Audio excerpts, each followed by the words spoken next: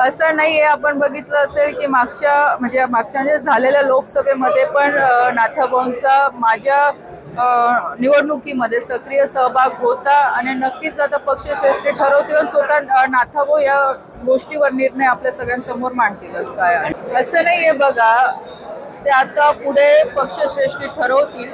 आतापर्यंत तरी जो काही निर्णय आमचा झालेला की महायुतीमध्ये सगळ्या या जागा लढवल्या जाणार आहे, पण प्रत्येक पक्ष आपल्या आपल्या विधानसभेची तयारी जसं जेवढ्याही जागा आहे तिथे करून ठेवतोय.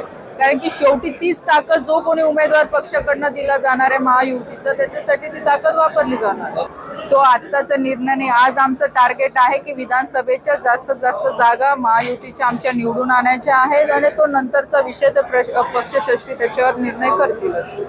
असं बिलकुल नाहीये, असं बिलकुल नाहीये. नाही, हे बघा, असं बिलकुलही नाहीये की कुठेही बिकट परिस्थिती. आज तुम्ही बघू शकता की भारत सरकार पूर्ण जेवढेही खेळाडू 117 आपल्या देशाचं तिथे नेतृत्व करता आहे. अतिशय चांगल्या पद्धतीची व्यवस्था भारत सरकारकडनं त्यांच्यासाठी करण्यात आलेली आहे.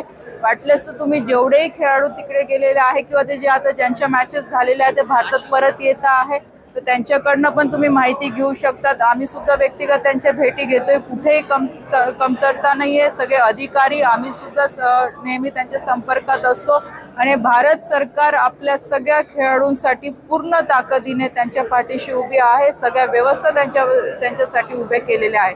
म्हणून ही जी माहिती तुमच्याकडे अत्यंत चुकीची माहिती आहे.